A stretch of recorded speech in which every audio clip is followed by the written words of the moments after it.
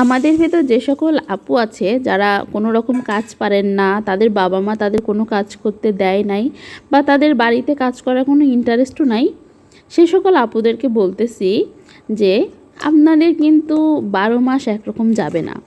বিয়ের পর কিন্তু আপনাদেরকে কাজ করতেই হবে। আর তখন কিন্তু আপনি যদি শ্বশুরবাড়ি যেয়ে বলেন আমি এই কাজ পারি না, আমি ওই কাজ পারি না, তখন কিন্তু আপনাদেরকে অবশ্যই কিছু কথা শুনতে হবে। তো এই কথা শোনার হাত থেকে বাঁচার জন্য নিজের যেই পার্সোনাল বা বেসিক যে কাজগুলো আছে এই কাজগুলো কিন্তু অবশ্যই শিখে রাখা ভালো, তাই না?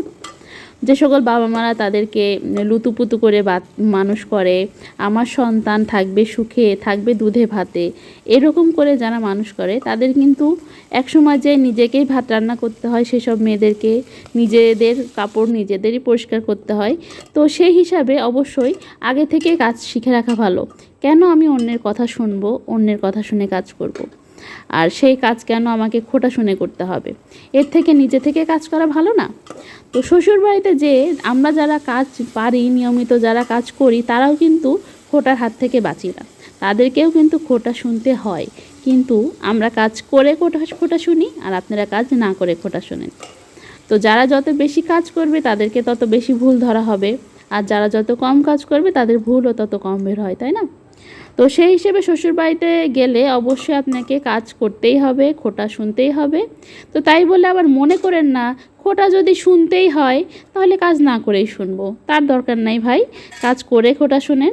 আর শ্বশুর শাশুড়ির সেবা করে খোটা শোনা সেটা আলাদা বিষয়, সেটা আপনার পরিবারের উপর ডিপেন্ড করতেছে। তো আমার এই টপিক শুনে আবার আপনারা মনে করে ফেলেন না যে আমার শ্বশুর শাশুড়ি আমার কোনো খোটা ধরে বা কোনো ভুল ধরে না। আল্লাহর রহমতে আমার শ্বশুর শাশুড়ি আমার কোনো দিনও কোনো খারাপ কথা বলে না, কোনো কটু কথা বলে না।